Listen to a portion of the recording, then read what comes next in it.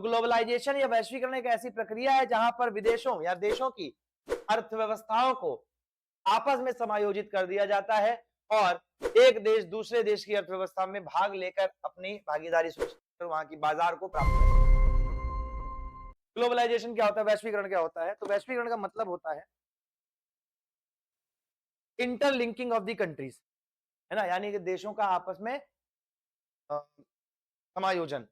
Basically globalisation है जो वैश्वीकरण है एक प्रक्रिया है जिसके अंतर्गत विभिन्न विभिन्न देश एक दूसरे के साथ मिलकर काम करते हैं, अपनी अपनी अर्थव्यवस्थाओं को खोल देते हैं और बाहरी लोग आपकी अर्थव्यवस्थाओं में आकर हस्तक्षेप कर सकते हैं और आप दूसरे की अर्थव्यवस्थाओं में जाकर हस्तक्षेप, मतलब एक तरीके की ओपन इकोनॉमी हो जाती है। तो ये जो ग्लोबलाइजेशन है ये है तो एक इकोनॉमिक टर्म, ये है एक इकोनॉमिक टर्म, बट इसके इंपैक्ट जो है हमारी सोसाइटी पर भी पड़ते हैं। इकोनॉमिक टर्म कैसे है? तो ग्लोबलाइजेशन या वैश्वीकरण एक ऐसी प्रक्रिया है जहां पर विदेशों या देशों की अर्थव्यवस्थाओं को आपस में समायोजित कर दिया जाता है और एक देश दूसरे देश की अर्थव्यवस्था में भाग लेकर अपनी भागीदारी सुनिश्चित कर वहां की बाजार को प्राप्त कर सकते हैं। ठीक है, यानी एक देश के जो कंपनियां होंगी वो दूसरे देश के बाजार में जाके वहां पर क्या कर सकती हैं, काम कर सकती हैं, अपना डेवलपमेंट। कुल मिला के कहने का मतलब ये है कि एक ऐसी प्रक्रिया होती है जहां पर एक दूसरे के बीच में तालमेल बिठाया जाता है। अब वैश्वीकरण सुनने में तो बड़ा अच्छा है, इसमें सबसे बड़ा फायदा क्या होता है कि यहाँ पर बाजार तक पहुंच सुनिश्चित होती है, आप बाजार तक पहुंच पाते हो। बाजार तक पहुंचने के साथ ही साथ आपको एक बड़ी बाजार मिलती है, बड़ी बाजार मिलने के साथ साथ आपको कस्टमर मिलते हैं, कस्टमर के साथ आपको वैरायटी मिलती है। ठीक है, यानी कि वैरायटी मतलब यह है विविधता मिलती है। तो आपके उत्पाद हैं, जो आपके प्रोडक्ट्स हैं, उनमें गुणवत्ता भी बेहतर होती जाती है समय के। एग्जाम्पल के लिए अगर आप एक जैसी ऑडियंस है, जैसे मान लेते हैं आप अकेले बैठे होते, अकेले में किसी को कुछ भी बता देता, नहीं पता चलता, लेकिन क्योंकि यहाँ पर 25 लोग हैं मान लेते, तो 25 विचार हैं। अब अगर मैं मान लेते हैं कहीं भी कोई विचार गलत बताऊंगा, कोई ना कोई तो टोकने वाला है, आप ही में से टोक देते नहीं सर ऐसा नहीं होता है, ऐसा होता है। तो कहने का मतलब ये है कि जब बड़ी बाजारें मिलती हैं तो उत्पाद की गुणवत्ता में बेहतरी अपने आप आ जाती है। क्यों ऐसा होता है कि जो ऐसे एग्जांपल के लिए मैं आपको देता हूं, एक रैंडम एग्जांपल, बड़ी कोचिंग से बड़े बैचेस में सिलेक्शन ज्यादा क्यों होता है? क्योंकि वहां पर विचारों का, ठीक है, जो है प्रचुरता होती है, तो वहां पर जो गुणवत्ता दी जाती है उत्पाद की वो बेहतर होती है। भाई मुझे डर रहेगा कि अगर मैंने प्रोडक्ट क्वालिटी में प्रॉब्लम की, मैंने जो है प्रोडक्ट अच्छा नहीं दिया, तो आप में से कोई ना कोई तो बोल देगा यार ये गलत बात है, ये नहीं बताया तुमने, है कि नहीं है? तो ये क्या होता है, ये आपके कंपटीशन के जो एनवायरनमेंट होता है उसको बढ़ाता है और कंपटीशन के एनवायरनमेंट बढ़ने की वजह से क्या होता है, प्रोडक्ट क्वालिटी बढ़ती है। यानी कि वैश्वीकरण से फायदे क्या क्या होते हैं? बाजार तक पहुंच स्थापित होती है, उसके अलावा बड़ी बाजार मिलती है, बड़ी बाजार मिलती है, उसके अलावा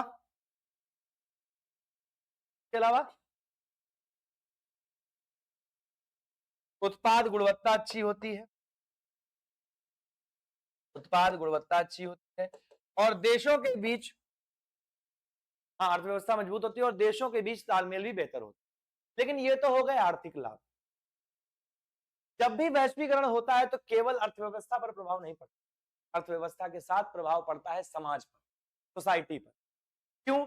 क्योंकि जब कहीं एक जगह से कोई उत्पाद आता है तो केवल उत्पाद नहीं आता, उस उत्पाद के साथ आती हैं लोगों की भावनाएं, लोगों की इच्छाएं और लोगों की जरूरतें।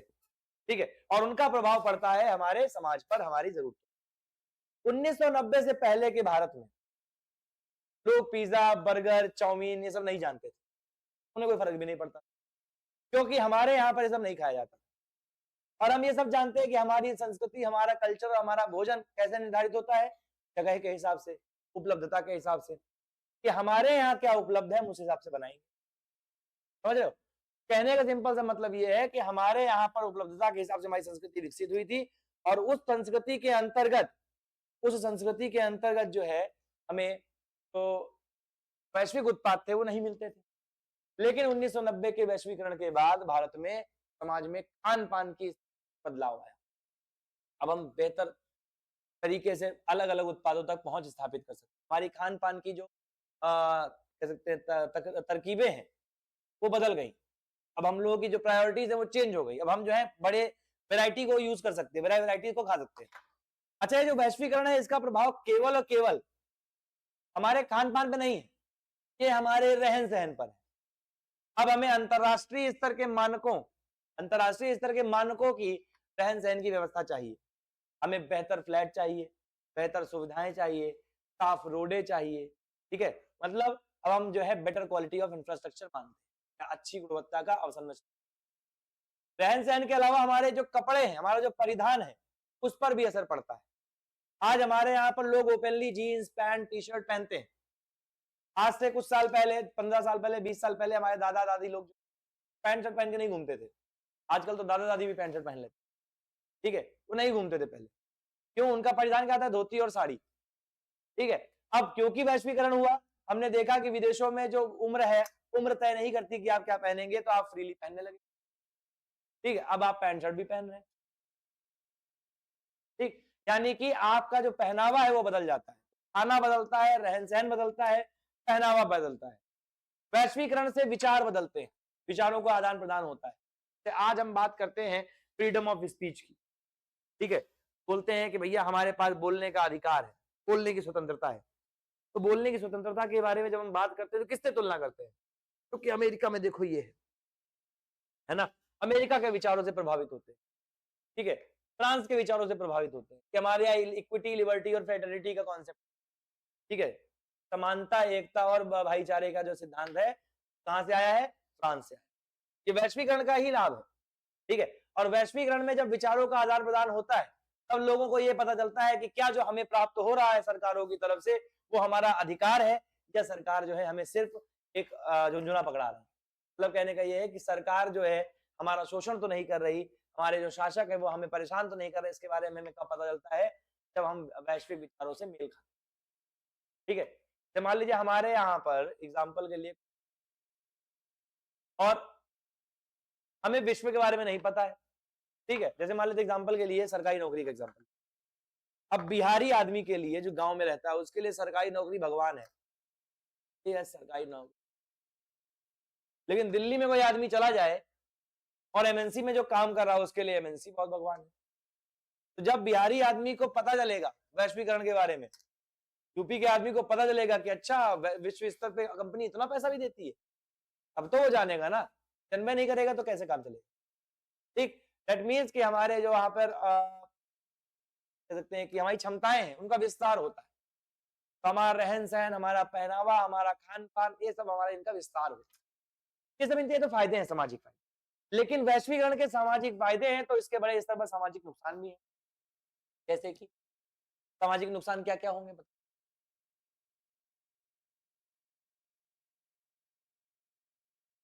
संस्कृति पर असर पड़ता है, हमारी जो लोकल ट्रेडिशंस वो खत्म हो जाती है। आज आप लोग बहुत सारी ऐसी भूल गए हो, जानते ही नहीं हो, पुरानी जनरेशन जानती थी, ठीक है। जैसे एग्जांपल के लिए हमारे यहाँ एक डिश बनती है,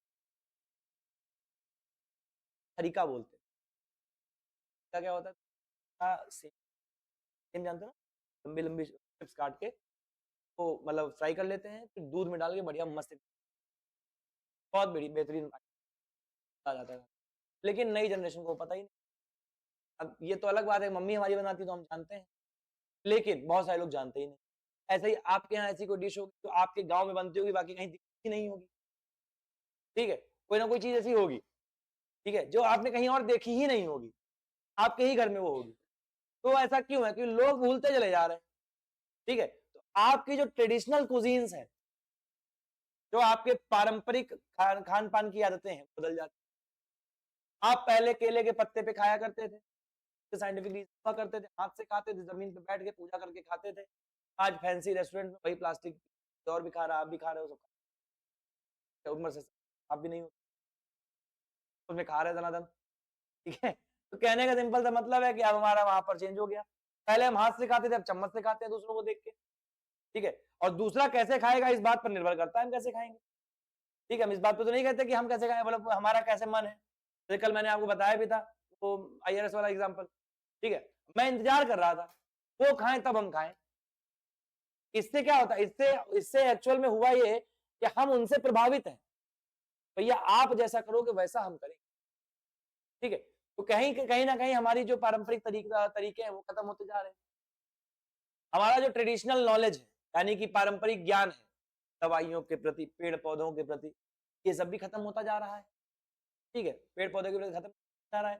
भाई जैसे एग्जाम्पल देता हूँ, मेरे एक ताऊ जी थे, पता है भी हो शायद में, मेरे एक ताऊ जी थे, तो वो जब भी जाते थे सुबह सुबह क्या के लिए, जंगल से एक आते थे, एक पत्ती लेके आते थे और वो पत्ती को पानी की बाल्टी में डालते थे, पूरा का पूरा पानी जो है आधी बाल्टी जेली बन जाती, जेली।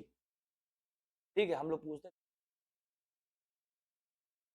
उन्होंने कहा अभी नहीं, जब जाने वाला हूँ तब बताऊंगा, शायद ना।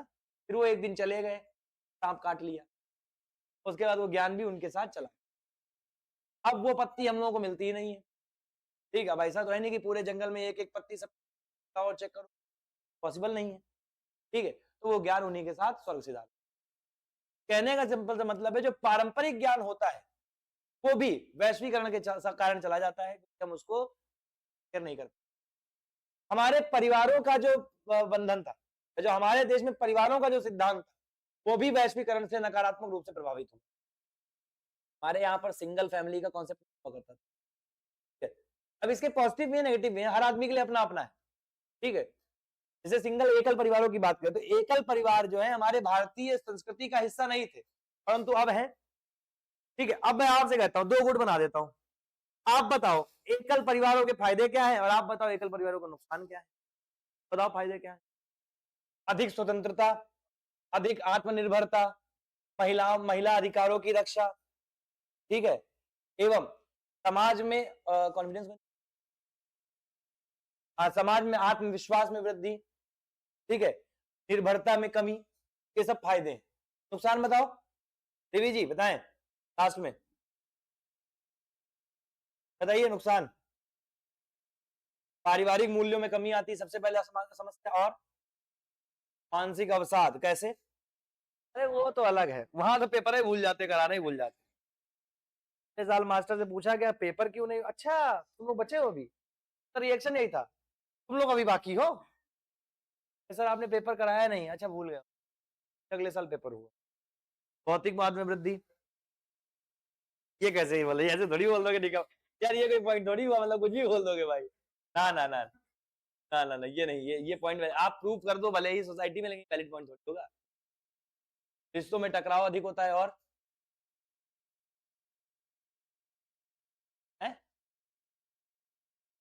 चारों का मेल तो पारिवारिक संयुक्त परिवारों में हो जाता है।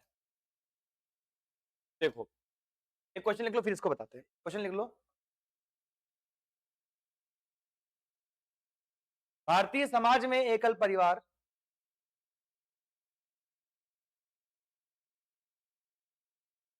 भारतीय समाज में एकल परिवार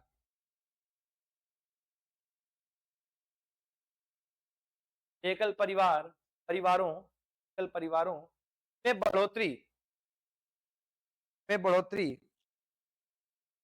भारतीय समाज के ताने बाने भारतीय समाज के ताने बाने के लिए बेहतर नहीं है, के लिए बेहतर नहीं है। बारिश हो रही है अभी भी है, तो रुक के पकौड़ी चाय खाई होती तुम भी पढ़ने चली। बाप रे, बादल देखो बाहर, पता नहीं ऐसे पढ़ क्यों रहे हो, मैं होता तो बाहर भीग रहा होता।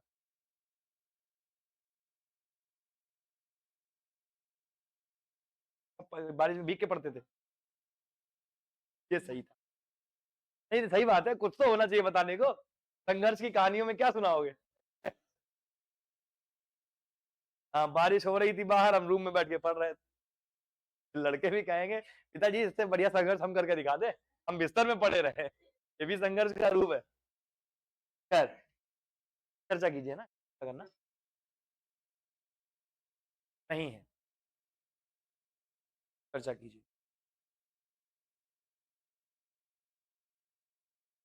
नहीं नहीं लिखना नहीं है। देखो एकल परिवारों में नुकसान क्या है, पहले मैं आपको बता दूं, फायदे तो मैंने बता दिए। नुकसान क्या होता है, सबसे पहला तो ये होता है कि जब आपके संयुक्त परिवार टूटते हैं, ठीक है, तो भौतिकवाद में वृद्धि होती है। भौतिकवाद में वृद्धि का मतलब, क्योंकि हमारी सोसाइटी अब थोड़ी सी कैपिटलिस्टिक सोसाइटी हो गई है, पूंजीवादी सोसाइटी है, पूंजीवादी समाज है, तो भौतिकता में वृद्धि के कारण जो दिक्कत आती है वो ये आती है कि लोग अब ज्यादा वस्तुओं को खरीदेंगे। इसी वजह से जो भौतिकवादी सोच के लोग हैं वो एकल परिवारों को प्राथमिकता देने की ओर जाते हैं, यानी कि बढ़ोतरी करने। मानसिक तनाव बढ़ता है। मानसिक तनाव दो तरीके से बढ़ता है। एक तो आपका आर्थिक तनाव, क्योंकि जब संयुक्त परिवार होते हैं तो संयुक्त परिवारों में जो संसाधनों का आवंटन होता है वो इस तरीके से होता है कि अगर किसी को कम या ज्यादा भी मिला हुआ है तो आपस में वो बंटवारा करके बेहतर तरीके से जीवन यापन कर सकते हैं। एकल परिवारों के साथ पूरी तरीके से एक नई इकाई के रूप में उन्हें अपने आप को स्थापित करना होता है, इसीलिए आर्थिक तनाव भी ज्यादा आता है। और क्योंकि आर्थिक तनाव आता है इस वजह से आपस में टकराव की स्थिति हमेशा बनी रहती है और मानसिक तनाव भी आता है। ठीक है। उसके अलावा एकल परिवारों में संस्कारों की बड़े स्तर पर कमी होती है, क्योंकि अक्सर ऐसा माना जाता है भारतीय समाज के लिए कि संस्कारों की जिम्मेदारी बुजुर्गों की होती है और बुजुर्गों में जो है कहीं ना कहीं दूरी बन जाती है। जो एकल परिवार होते हैं वो बुजुर्गों से दूरी, तो क्योंकि वो बुजुर्गों से दूरी बना लेते हैं इस वजह से एकल परिवार कहीं ना कहीं बेहतर तरीके तब नहीं हो पाते, बन नहीं पाते। समझ रहे हो? तो इस और उसके अलावा अगर हम बात करें एकल परिवारों में, तो एकल परिवारों में एक दिक्कत और भी आती है कि जब रिश्तों में टकराव होता है तो वहां उसे रोकने, उसे समझाने, उसे बचाने के लिए कोई नहीं होता। संयुक्त परिवारों में अक्सर ऐसा देखा गया है कि दो परिवारों के दबाव के कारण कुछ रिश्ते टूटने से बच जाते हैं, लेकिन एकल परिवारों में रिश्तों में टूटने का जो मात्रा है वो अधिक होती है। वहां कोई रोकने टोकने वाला नहीं। आत्मनिर्भरता तो बढ़ती है, लेकिन उस आत्मनिर्भरता के कारण दिक्कत ये आती है कि आप समाज से एकदम अलग हो जाते हैं, आइसोलेट हो जाते हैं। ठीक है। ये भी एक समस्या या चुनौती के रूप में ही आता है। कहने का सिंपल सा मतलब ये है कि भारतीय समाज के लिए ये अच्छा है तो अच्छे के साथ साथ बुरा भी है, और इसीलिए हमें बैलेंस बना के आप अलग रहिए, लेकिन एकल परिवारों का निर्माण करने के चक्कर में आप अपने जो जड़ें हैं उनको भूल मत जाइए। ये कहने का मतलब। खैर इसके बारे में थोड़ा लिखते हैं, लिखते लिखते थोड़ा सा और डिस्कस। अब आदमी को अंग्रेजी मीडियम स्कूल चाहिए बचपन से, बच्चे को टोटल इंग्लिश में फ्लुएंसी चाहिए। बुढ़ापे पे जब वो वृद्धाश्रम छोड़ आता है तो कहते हैं मेरा बच्चा जो है तो खराब निकल गया। अपने बच्चे के साथ इमोशनल कनेक्शन हुआ कब? ठीक है, उसने तो देखा कि जब वो बड़ा हो रहा था उसने देखा कि हमारे पापा ने हमारे दादा दादी को निकाल दिया था घर से। तुम किस मुंह से उम्मीद कर रहे हो कि तुम्हारा बच्चा तुम्हारे लिए काम करेगा? ठीक है भाई, बच्चों के मन में जो बैठता है देख कर बैठता है। उन्होंने देखा कि मम्मी पापा ने अपनी अपेक्षा को प्रायोरिटी दी, अपनी इंडिपेंडेंस को प्रायोरिटी दी। वहीं दादा दादी जो बूढ़े थे कि दवाई होनी थी, उन्होंने कहा है बुढ़ा मरी जाएगा एक दिन, क्या फायदा दवाई कराने का। तो बुढ़े तो आप भी होंगे फिर एक दिन, है ना? फिर आप ये उम्मीद किस मुंह से कर रहे हैं कि हमारा बेटा उसी उम्मीद से, ठीक है, या हमारा बेटा हमारी जो है मदद करेगा, हमारा बेटा हमें भरण पोषण करेगा, पालेगा। भाई वो भी सिंपल सा कहेगा हमारी स्वेच्छा है, आपने दादा दादी को निकाला क्योंकि आप पालना नहीं चाहते थे, तो हम अब आपको निकाल रहे क्योंकि हम आपको नहीं पालना चाहते। आप वृद्धाश्रम जाइए, महीने का पैसा होता है हम पहुंचा दिया करेंगे। ठीक है, वही रहिए, वही खुश रहिए। हमको चाहिए इंडिपेंडेंस, हमको चाहिए इंडिविजुअलिटी। ठीक है, तो इंडिविजुअल रहने का यहाँ पर सिस्टम बढ़ गया है, की वजह से समस्याएं जो है बढ़ती जा रही है। ठीक है, आजकल मैं एक चीज और देखता हूँ कि इंडियन सोशल स्ट्रक्चर को तोड़ने के कुछ रीलबाज ज्ञानी है, खिलाती है। वो अपनी रील में कहते हैं आप अपने माता पिता के लिए जिम्मेदार नहीं है, उन्होंने आपको आपसे पूछ पैदा नहीं किया, तो पता है पूछ के, लेकिन जिम्मेदार तो हैं आप। अगर आप आज ये कह रहे हैं कि आप अपने माता पिता के लिए जिम्मेदार नहीं है, तो फिर आगे चल के आपके लिए जिम्मेदार कौन होगा? फिर जिम्मेदारी तो ऐसी है जो सतत चलती रहेगी, अनवरत चलती रहेगी, किसी की किसी पे जाएगी, किसी की किसी पे जाएगी, यही चक्र है, और तभी समाज चलता है। आप अगर आज कह रहे हैं कि हमारी कोई जिम्मेदारी नहीं है, आपकी जिम्मेदारी नहीं है, तो आपके वालों की जिम्मेदारी कौन लेगा फिर बाद में? बूढ़े तो तुम भी होगे, ठीक है, चलोगे तो तुम भी। बहुत सारे लोगों को लगता है अरे मैं तो सेविंग कर लिया हूं, मेरा बुढ़ापा अच्छे से कटेगा। नहीं कटेगा। अगर एक लार्जर पॉपुलेशन इस तरीके से काम करेगी, आपके बुढ़ापे को सस्टेन कराने के लिए भी जनरेशन चाहिए। आपके बुढ़ापे को सस्टेन कराने के लिए, इकोनॉमी को सस्टेन कराने के लिए भी जनरेशन चाहिए। तो इकोनॉमी में जो सेविंग आपने कर रखी है तब मिलेगी आपको, जब कोई दूसरा काम कर रहा होगा और उसमें इन्वेस्टमेंट में जो है रिटर्न्स दे रहा होगा। ठीक है, तो उन रिटर्न्स के बारे में कब बात करोगे? और वो रिटर्न्स कब आएंगे? जब कोई और काम कर रहा होगा। काम कौन करेगा? आपकी जनरेशन करेगी। Yes, in society it is the responsibility of the newer generation ठीक है, to fulfil the needs of the elder generation, but वो रिस्पॉन्सिबिलिटी है, बाय डिफॉल्ट है, नहीं तो फिर सोसाइटी खत्म हो जाएगी, सिविलाइजेशन खत्म हो जाएगी, सिविलाइजेशनल कोलैप्स आ जाएगा। तब इंडिया बहुत तेजी से बढ़ रहा है टू बी ऑनेस्ट, ठीक है। भारत में आजकल विचारक बहुत बढ़ गए हैं, रील विचारक, ठीक है, जिन्हें वास्तविकता से कोई लेना देना नहीं, अपने मतलब रखते हैं। और ऐसे रील विचारक है क्या फालतू फालतू के सिद्धांत लाते हैं, मतलब सिद्धांतों का कोई सेंस ही नहीं बनता, कोई सेंस नहीं बनता। एक मैं देखा वो उसमें बता रहा है कि आप 18 साल के होइए, अपना परिवार छोड़ दीजिए, उनकी जिम्मेदारी तो उन्होंने पूरा किया, अब तुम अपना देखो, हमारा उनके प्रति कोई कर्तव्य नहीं है। तो मैं ये सोच रहा था चलो सही बात है, कर्तव्य तो नहीं, कोई गारंटी, कोई रिटर्न बॉन्ड तो होता नहीं है पैदा करने से पहले कि तुमको हम पैदा कर रहे हैं तो हमें पाल के बड़ा करोगे, बुढ़ापे में सहारा बनोगे। लेकिन जस्ट सिंपल सी चीज ये है कि अगर 10% ऑफ द पीपल भी सोसाइटी के ऐसे हो गए, इसका मतलब ये है कि एक जनरेशन के बाद अब डेवलपमेंट नहीं होगा आगे, नई जनरेशन, तो नई जनरेशन नहीं आएगी तो जिस चीज पर तुम फल फूल रहे हो, बड़ी बड़ी बातें छौंक रहे हो, ठीक है, कि हमारे रिटायरमेंट फंड्स हैं, अपनी इंडिपेंडेंट रहो, आत्मनिर्भर रहो, अबे तुमको आत्मनिर्भर बनाएगा कौन, चलोगे कैसे, की क्षमताएं तो सीमित है, ठीक है।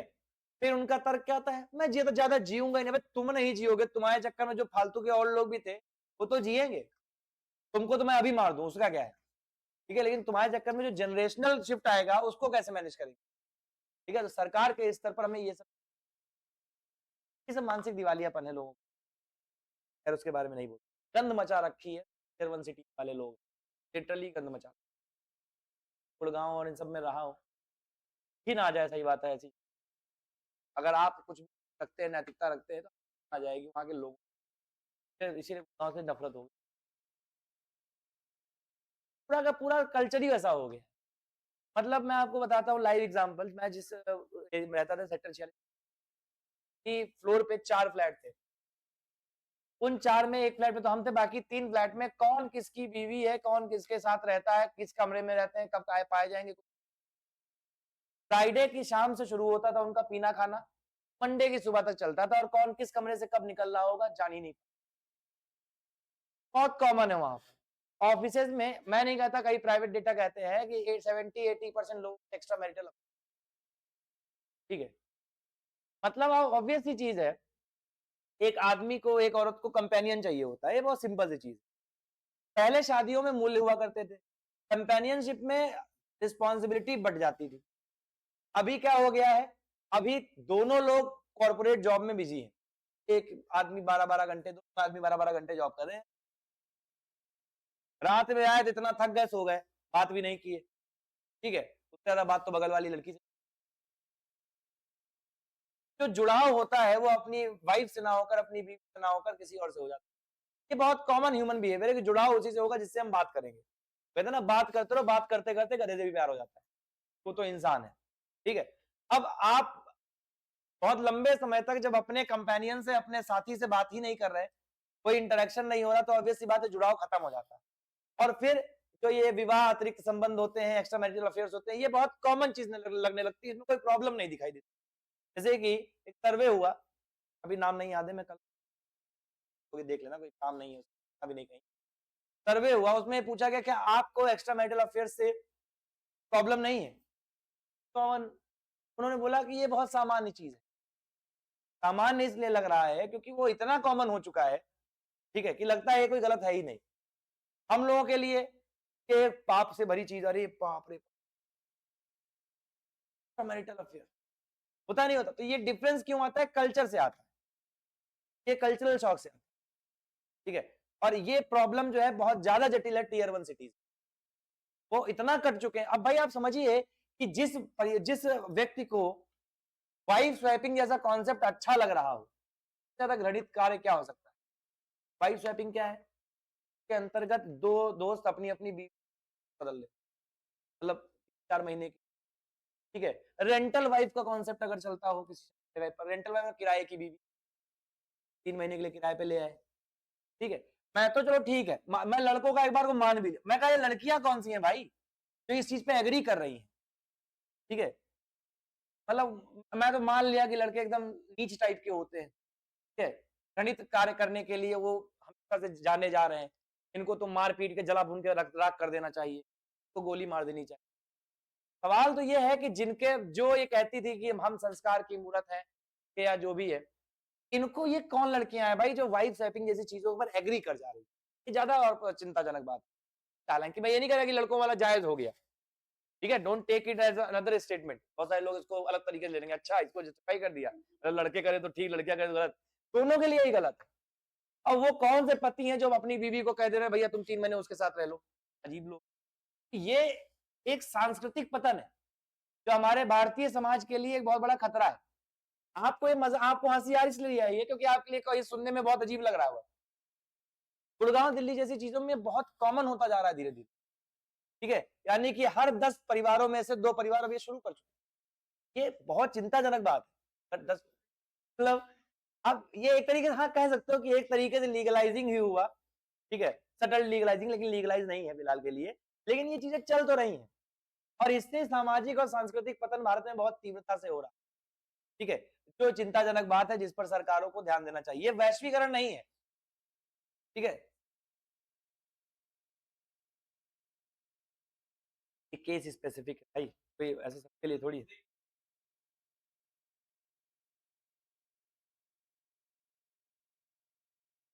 अब बाद में बदला गया, लेकिन फिर भी जब बोला गया उसका तो इम्पैक्ट पड़ा ना, ठीक है। ऊपर से ये जो एक्स्ट्रा मैरिटल अफेयर्स की बात है, सांस्कृतिक पतन की बात है, ये तो जेन्युइन है और इंडिया के केस में बढ़ता जा रहा है, ये तो और चिंताजनक बात है ना।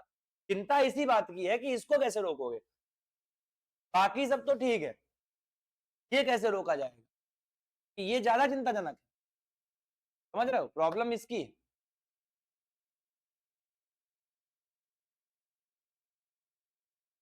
ये कोई बात थोड़ी है, इसमें महिलाओं की गलती थोड़ी है भाई, ठीक है, मतलब तुम्हारी कोई जिम्मेदारी नहीं है, खुद पे तुम कंट्रोल नहीं करोगे, है सारा कंट्रोल, चलो महिलाओं को कंट्रोल करना चाहिए, तुम्हारा क्या, जहां डिमांड है सप्लाई तो वही होगी, है, जिम्मेदारी दोनों की है।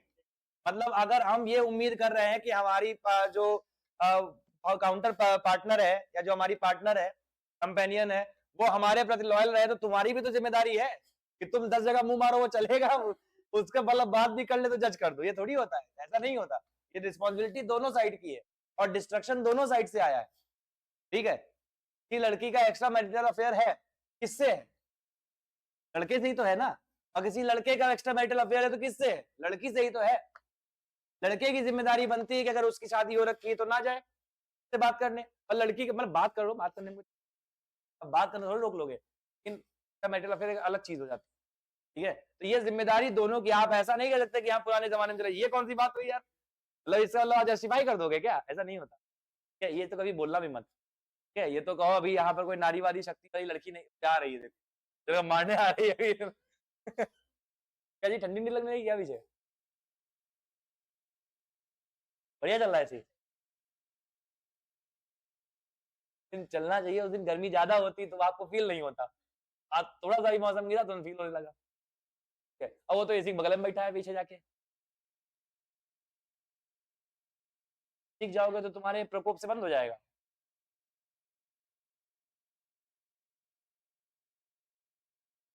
भाई फैन तो फिर भी ठीक था यार, कोई बात नहीं, तुम आगे आ जाओ, आओ मेरे साथ सामने आओ, संघर्ष में ये भी इंक्लूड कर लेना कि अब जब एसी की जरूरत नहीं थी तब भी एसी में पढ़ रहा था मैं, ठीक है, बच्चे समझेंगे कि हाँ पिताजी ने हमारे बहुत कष्ट झेला है। तो पुराने जमाने का थोड़ा सिस्टम अलग था भी, प्यार मोहब्बत वाली जो चीज हुआ करती थी ना, आदमी चिट्ठी भेजता था तो एक हफ्ते में ये पहुंची तो पढ़ा, फिर एक हफ्ते इंतजार करा दूसरी चिट्ठी आएगी। अभी क्या है, सब मैसेज पर होता है, इधर एक भी मिनट सीन नहीं हुआ तो फिर तैयार बैठा है। प्रॉब्लम यहाँ पर है, तब ऑप्शन नहीं हुआ करते थे, तो ऑप्शन बहुत ज्यादा है, ठीक है, तो जब आपके पास चॉइसेस होती क्या, यस सर जब ऑप्शन बहुत ज्यादा होते हैं तो इस तरीके की चीजें पढ़ने लगती है, ठीक है। वर्तमान में शादी जो है, जैसे पहले शादी था कि भाई दो परिवारों का, दो आत्माओं का मिलन, अभी शादी क्या है, प्योर प्रोफेशनल कॉन्ट्रैक्ट, एक प्रोफेशनल को क्या बोलेंगे,